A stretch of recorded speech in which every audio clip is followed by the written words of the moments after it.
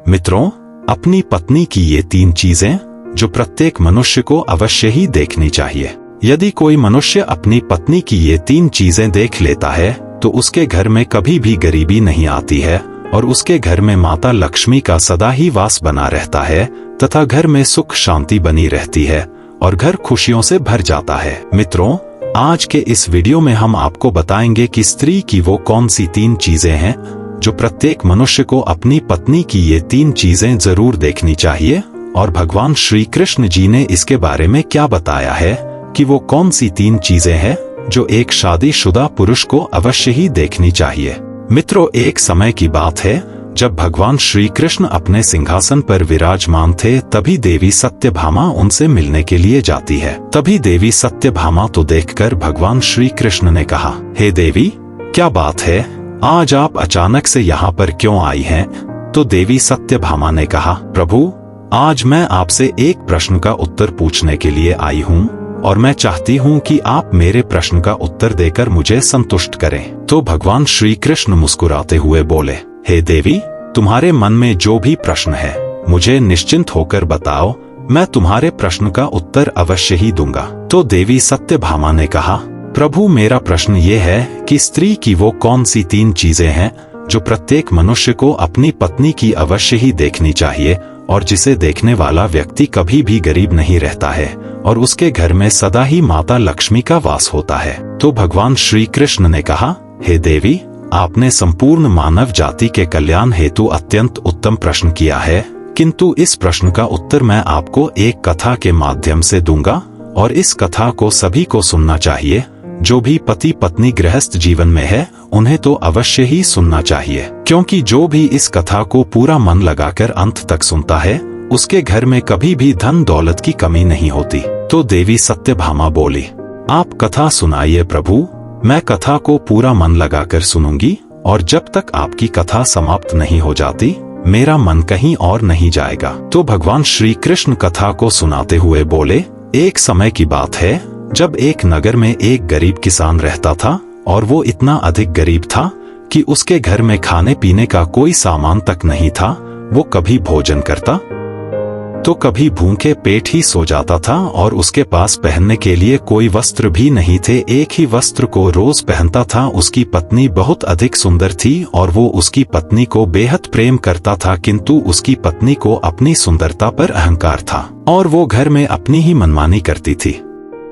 वो अपने पति की एक भी बात नहीं मानती थी, जिसके कारण वो किसान परेशान रहता था। और फिर एक दिन किसी बात को लेकर उसकी पत्नी और उसके बीच बहुत अधिक लड़ाई झगड़ा हुआ।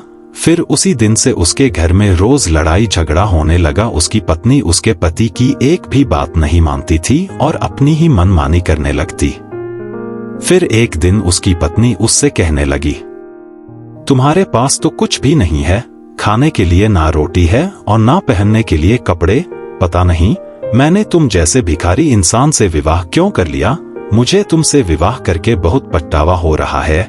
मैं इतनी सुंदर हूँ, मेरी शादी तो किसी अमीर घर में भी हो जाती। मेरी किस्मत ही फूटी थी जो मैंने तुमसे शादी कर ली। फिर अपनी पत्नी की ये बातें सुनकर वो किसान बहुत अधिक दुखी हो गया और एकांत में बैठकर सोचने लगा, मेरी पत्नी सत्य ही कहती है, मेरे पास है ही क्या, ना तो मेरे पास खाने को अन्न है, नहीं मेरे पास पहनने के लिए अच्छे कपड़े हैं, और मैं करूं भी तो क्या करूं। फिर उसने सोचा कि मैं राजा के दरबार में जाता हूं और उनके यह पर नौकर बन जाता हूं, जिससे कि राजा जी मुझे खाने के लिए अन्न तो देंगे ही, साथ में पहनने के लिए अच्छे कपड़े भी देंगे। फिर इतना सोचकर वो गरीब किसान राजा के दरबार में जाता है तो राजा उससे कहते हैं, कौन हो तुम और यहाँ क्यों आए हो? तो किसान बोला, महाराज, मैं एक गरीब किसान हूँ और मैं आपके यहाँ पर नौकरी करने के लिए आया हूँ। महाराज, आप मुझे अपने यहाँ चौकीदारी पर रख लीजिए।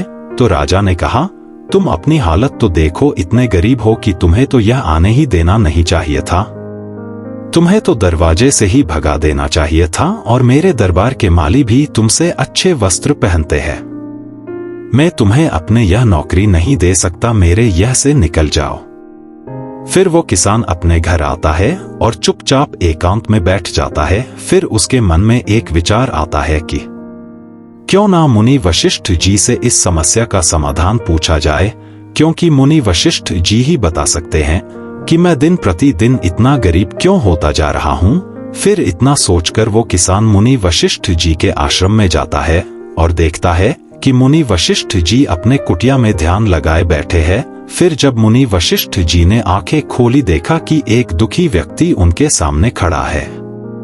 मुनि वशिष्ठ जी ने उस किसान से पूछा, हे वत्स, तुम कौन हो और इतना चिंतित क्यों हो? तो किसान बोला, हे मुनिवर, आपसे एक समस्या का समाधान पूछने के लिए आया हूँ। तब मुनि वशिष्ठ जी ने कहा, किस समस्या का समाधान पूछने आए हो? निश्चिंत होकर पूछो, मैं तुम्हारी समस्या का समाधान अवश्य ही करूंगा। तो वो गरीब किसान बोला, हे मनोवर, मैं बेहद अधिक गरीब ही, और मेरे पास न तो खाने के लिए अन्न है, न पहनने के लिए वस्त्र है, और मेरे गरीबी के कारण मेरी पत्नी मुझसे हमेशा लड़ती झगड़ती रहती है। मैं दिन भर बेहद मेहनत करता हूँ, लेकिन थोड़ा सा हो धाम कमा पाता हूँ, जिसे कि मैं अपने परिवार का पालन पोषण करता हूँ। लेकिन कभी मैं भोजन करता हूँ और कभी भूले पेट ही सोचता हूँ। इसीलिए हे मुनिवर, आप मुझे कोई ऐसा उपाय बताएं जिससे मैं बहुत अधिक धनवान बन जाऊं और मेरी पत्नी भी मुझसे लड़ाई झगड़ा न करे।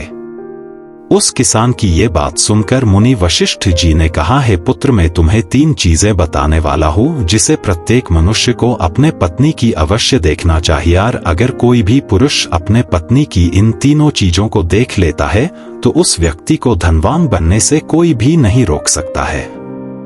मुनिवर वशिष्ठ जी की ये बात सुनकर किसान बहुत प्रसन्न होकर बोला, हे मुनिवर, आप जल्दी से मुझे बताएं कि वो कौन सी 3 चीजें हैं जिन्हें प्रत्येक मनुष्य को अपनी पत्नी की देखनी चाहिए।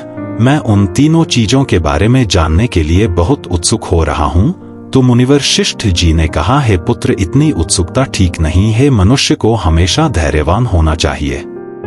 तो चलो मैं अब तुम्हें वो तीनों चीजें बता देता हूँ जो प्रत्येक पुरुष को वो तीनों चीज अपने पत्नी की देखना चाहिए। लेकिन मैं तुम्हें तीनों चीजों को बताने से पहले एक अत्यंत महत्वपूर्ण कथा सुनाना चाहता हूँ, जिसे सुनकर तुम्हें उन 3 चीजों के बारे में पता चल जाएगा और तुम भी बहुत अधिक धनवान हो जाओगे। लेकिन तुम्हें इस कथा को पूरी सुनना होगा, तभी तुम्हें अपने जीवन में सुख, शांति तथा धन की प्राप्ति होगी। किसान बोला, हे मुनिवर, आप कथा सुनाए, मैं कथा को पूरे अंत तक सुनूंगा। कथा को सुनते हुए मुनि वशिष्ठ जी बोल, एक गांव में एक प्यारी रहता था और वो अपने गांव का सबसे बड़ा व्यापारी था। व्यापारी अपनी पत्नी से बहुत प्रेम करता था तथा उसकी पत्नी भी उससे बहुत अधिक प्रेम करती थी, और उनके घर में कभी भी लड़ाई झगड़ा नहीं होता था। इसलिए उसके घर में माता लक्ष्मी का वास था और उसका घर धन, दौलत तथा खुशियों से भर था। उसे अपने व्यापार में हमेशा फायदा ही होता था। व्यापारी और उसकी पत्नी के बीच इतना अधिक प्रेम होने के कारण उसके पड़ोसी उससे ईर्ष्या करने लगे थे, जिसकी वजह से कुछ स्त्रियां तो व्यापारी की पत्नी से बात तक नहीं करती थी और दिन भर एक दूसरे से उस व्यापारी की पत्नी की बुराई करती रहती थी। उस व्यापारी की पत्नी प्रतिदिन संध्या काल के समय अपने घर के बाहर एक दीप जलाकर रख देती थी।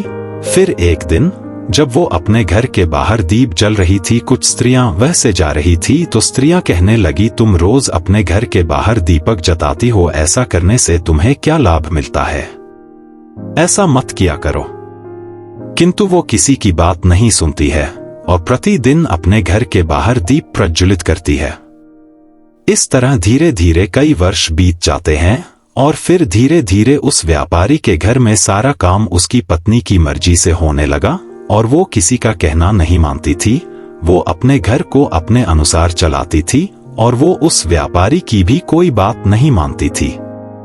व्यापारी भांपने पत्नी को कुछ नहीं बोलता, जो वो कहती थी वही करता था, क्योंकि उस व्यापारी को पता था कि मैंने कुछ कहा तो मेरी पत्नी मुझसे लड़ाई झगड़ा करेंगी और वो अपनी पत्नी से लड़ाई झगड़ा नहीं करना चाहता था। व्यापारी अपनी पत्नी से इतना अधिक प्रेम करता था कि यदि वो किसी बात को लेकर नाराज भी हो जाती थी तो वो मना लेता था। ऐसा करते करते काफी दिन बीत गए। फिर धीरे धीरे यह बात पूरे नगर में फैल गई और उस नगर के सभी लोग व्यापारी और उसकी पत्नी के प्रेम का उदाहरण देने लगे। फिर धीरे धीरे यह बात राजा के दरबार में पहुंच गई कि व्यापारी और उसकी पत्नी आपस में बहुत अधिक प्रेम करते हैं। जब यह बात राजा को पता चली तो उसने अपने सैनिकों को बुलाया और उनसे कहा, जाओ उस व्यापारी और उसकी पत्नी को बड़े आदर सत्कार के साथ राजमहल में लेकर आओ, हम उन दोनों का सम्मान करना चाहते हैं। फिर राजा के सैनिक उस व्यापारी के घर जाते हैं और उस व्यापारी से कहते हैं, चलो आप दोनों को राजा साहब ने अपने दरबार में बुलाया है। फिर जब व्यापारी और उसकी पत्नी राजा के दरबार में पहुंचते हैं तो राजा ने बहुत प्रेम के साथ उन दोनों का आदर सत्कार किया। उसके बाद उन्हें थोड़ा सा धन दे देते हैं, जिसको पाकर व्यापारी और उसकी पत्नी बहुत प्रसन्न हो जाते हैं और फिर प्रसन्नता पूर्वक अपने घर चले जाते हैं। उसके बाद राजा सभी नगरवासियों को अपने दरबार में बुलाता है और नगरवासियों से कहता है, आज रात को सभी लोग अपने अपने घरों में व्यापारी और उसके पत्नी के बीच इतना प्रेम होने के कारण अपने घर के बाहर दीप जलाएंगे, जिससे उन दोनों का प्रेम और अधिक मजबूत होगा। राजा की ये बात सुनकर उस नगर के सभी लोगों ने अपने अपने घरों में दीपक प्रज्वलित किया, किंतु सभी लोगों के घरों के दीपक थोड़ी ही देर में बुझ जाते हैं, लेकिन उस व्यापारी के घर का दीपक जलता रहता है और उसका प्रकाश बहुत दूर तक फैल रहा था। फिर राजा ने अपने मन में सोचा कि क्यों ना अब मैं बाहर चलकर देखूं कि किस किस ने अपने घरों में दीपक जलाए हैं। इतना सोचकर राजा अपने घर से बाहर निकलता है तो वो देखता है कि उस नगर में किसी घर में कोई भी दीपक नहीं जल रहा है, लेकिन उस व्यापारी के घर में जलाया हुआ दीपक अभी भी जल रहा है। राजा अपने नगर की तरफ देख ही रहा था कि इतने में वहां पर उनकी रानी आ जाती है। तो राजा अपनी रानी से कहते हैं, देखिए किसी के भी घर में दीपक नहीं जल रहा है, सभी के घरों के दीपक बुझ गए हैं, किंतु उस व्यापारी के घर में अभी तक दीपक जल रहा है। इससे स्पष्ट होता है कि वो व्यापारी और उसकी पत्नी आपस में एक दूसरे से बहुत अधिक प्रेम करते हैं। उन दोनों के बीच इतना प्रेम होने के कारण ही उनके घर का दीपक अभी तक जल रहा है। लेकिन रानी राजा की बात से सहमत नहीं होती है और राजा से कहती है, हे महाराज, मुझे नहीं लगता है कि उन दोनों के बीच इतना अधिक प्रेम के कारण ये दीपक इतनी देर तक जल रहा है। दीपक के इतनी देर तक जलने का कारण कुछ और ही है। मुझे तो लगता है वो दोनों आपस में इतना अधिक प्रेम नहीं करते हैं, बल्कि वो समाज के सामने केवल दिखावा कर रहे हैं। तो अपनी पत्नी की ये बात सुनकर राजा ने कहा, ठीक है, इसका भी पता चल जाएगा। हम उस व्यापारी और उसकी पत्नी की परीक्षा ले लेते हैं, जिससे पूर्ण रूप से स्पष्ट हो जाएगा कि वो दोनों आपस में प्रेम करते हैं या सिर्फ दिखावा कर रहे हैं। तो रानी ने कहा, ठीक है, पहले उस व्यापारी की परीक्षा लेते हैं कि वो अपनी पत्नी से कितना प्रेम करता है। फिर रानी सैनिकों को बुलाती है और सैनिकों से कहती है, उस व्यापारी के घर जाओ और उस व्यापारी से कहना कि महारानी आपसे बहुत प्रेम करती है और यदि आप अपनी पत्नी को मार डालोगे तो हमारी महारानी आपसे विवाह कर लेंगी और राजा साहब को बंदी बनाकर कैद में डलवा देंगी और आपको राजा बना देंगी। फिर सैनिक उस व्यापारी के घर जाते हैं और उस व्यापारी से कहते हैं, मुझे रानी साहिबा ने भेजा है और वो आपसे बहुत अधिक प्रेम करती है और यदि आप अपनी पत्नी को मार डालोगे तो वो आपसे विवाह कर लेंगी। तो व्यापारी बोला, नहीं, मैं ऐसा नहीं कर सकता। मैं अपने पत्नी से बहुत अधिक प्रेम करता हूँ और जो अपनी रानी से कह देना कि मैं उनके लालच में नहीं आने वाला, वो चाहे मुझे कितना भी धन दे, किंतु मैं अपने पत्नी के साथ ऐसा नहीं करने वाला। उस व्यापारी की बात सुनकर वो सैनिक राजमहल पहुंच जाते हैं और रानी को सारी बातें बताते हैं। उन सैनिकों की ये बात सुनकर राजा ने रानी से कहा, देख लिया ना आपने कि वो व्यापारी अपनी पत्नी से कितना अधिक प्रेम करता है। अब तो आपको यकीन हो गया कि वो दोनों आपस में बहुत अधिक प्रेम करते हैं। तो रानी ने कहा, महाराज, अभी तो सिर्फ व्यापारी की परीक्षा ली है, अभी तो उसके पत्नी की परीक्षा लेना बाकी है। तो राजा ने कहा, ठीक है, तो मैं उसके पत्नी की परीक्षा लेता हूँ। तो फिर राजा सैनिकों से कहते हैं, उस व्यापारी के घर जाओ और इस बार उसकी पत्नी से कहना कि मेरे महाराज आपसे बहुत अधिक प्रेम करते हैं और यदि आप अपने पति को जान से मार डालेंगे तो वो आपसे विवाह कर लेंगे और आपको रानी बनाएंगे, और जो रानी है उनको कैद में डलवा देंगे। फिर सैनिक उस व्यापारी के घर जाते हैं और उसकी पत्नी से कहते हैं, हमें राजा साहब ने भेजा है और वो आपसे बेहद अधिक प्रेम करते हैं, और उन्होंने कहा है यदि आप अपने पति को जान से मार दोगी तो वो आपसे विवाह कर लेंगे और आपको रानी बना देंगे। उन सैनिकों की ये बात सुनकर उसकी पत्नी बोली, ठीक है, राजा साहब से जाकर कह दो मैं अपने पति को मार डालूंगी। तब सैनिक उससे कहते हैं कि लेकिन राजा साहब को पता कैसे चलेगा कि तुमने अपने पति को मार दिया है। फिर व्यापारी की पत्नी उन सैनिकों से कहती है, संध्या काल के समय जो दीपक मैं प्रतिदिन जलाती हूँ उसके थोड़ी देर बाद मैं अपने पति को मौत के घाट उतार दूंगी और राजा साहब को संध्या काल का वह दीपक बुझाकर इशारा दे दूंगी। जब वो दीपक बुझ जाएगा तो समझ जाना मैंने अपने पति को मार दिया है। उस व्यापारी की पत्नी की ये बात सुनकर सैनिक बहुत हैरान हो जाते हैं और राजा के दरबार में पहुंच जाते हैं। फिर राजा से कहते हैं, राजा साहिब, उस व्यापारी की पत्नी तो अपने पति को जान से मारने के लिए तैयार है। उसने कहा है कि मैं संध्याकाल के समय दीपक जलने के बाद कुछ समय में जान से मार दूंगी और मेरी पति जब मौत हो जाएंगी तो मैं दीपक बुझा दूंगी। इससे तुम्हारे महाराज को पता चल जाएगा कि मैंने अपने पति को मार दिया। सैनिकों की ये बात सुनकर राजा आश्चर्यचकित हो गए। फिर रानी ने राजा से कहा, देख लिया ना आपने, मैंने तो पहले ही कहा था कि ये केवल समाज के सामने दिखावा करते हैं और ये आपस में इतना अधिक प्रेम नहीं करते हैं। फिर राजा ने उन सैनिकों से कहा, जल्दी जाओ और उसे अपने पति को मारने से रोक दो और उससे कहना कि महाराज आपकी परीक्षा ले रहे थे, सच में ऐसा कुछ मत करे। तो सैनिक जल्दी से उसके घर जाते हैं और देखते हैं कि उसने तो अपने पति को दिन में ही मौत के घाट उतार दिया है। तब वे सैनिक बहुत अधिक क्रोधित होते हैं और उससे कहते हैं, तुमने तो हमसे कहा था कि तुम अपने पति को संध्या काल में मारोगी, तो तुमने इसे अभी क्यों मार डाला? तो व्यापारी की पत्नी ने कहा, मुझे तो अपने पति को पहले से ही मारना था, मैं इसे बहुत पहले ही मारना चाहती थी, किंतु मुझे कोई सही मौका नहीं मिल रहा था और आज सही मौका मिल गया था, इसलिए मैंने अपने पति को मौत के घाट उतार दिया। अब आप लोग अपने राजा साहब से जाकर खेड़ा कि मैंने अपने पति को मार दिया है, अब वो मुझसे विवाह कर ले और मुझे रानी बना ले। तो सैनिकों ने कहा, तुम्हारे साथ बहुत गलत हुआ है, तुमने लालच में आकर अपने पति की हत्या कर दी, किंतु हमारे राजा साहब आपसे प्रेम नहीं करते हैं, बल्कि वो तो तुम दोनों के बीच कितना प्रेम है ये जानने के लिए तुम्हारी परीक्षा ले रहे थे, जिसमें तुम्हारे पति पास हो गए थे किंतु तुम फेल हो गई। अब तुम कहाँ की नहीं रही, न घर की न घाट की। मित्रों, भगवान कृष्ण कथा को आगे बताते हुए कहते हैं, हे देवी, अब मैं तुम्हें बताता हूँ कि वो कौन सी 3 चीजें हैं जो प्रत्येक मनुष्य को अपनी पत्नी की अवश्य ही देखनी चाहिए।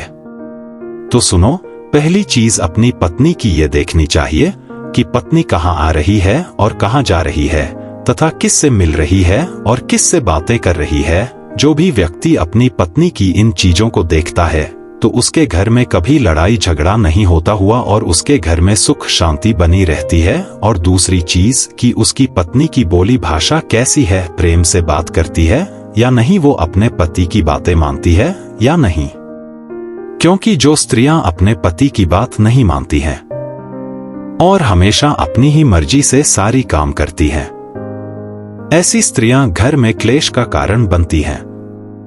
प्रत्येक पुरुष को अपनी पत्नी की तीसरी चीज ये देखनी चाहिए कि वो किसी पराये मर्द से तो संबंध नहीं रखती है, क्योंकि जो स्त्रियां शादीशुदा होने के बाद भी पराये मर्दों से संबंध रखती है, ऐसी स्त्रियां जीवन में कभी सुखी नहीं रहती है और पति के होते हुए भी उनके जीवन में सदा दुख ही दुख रहता है।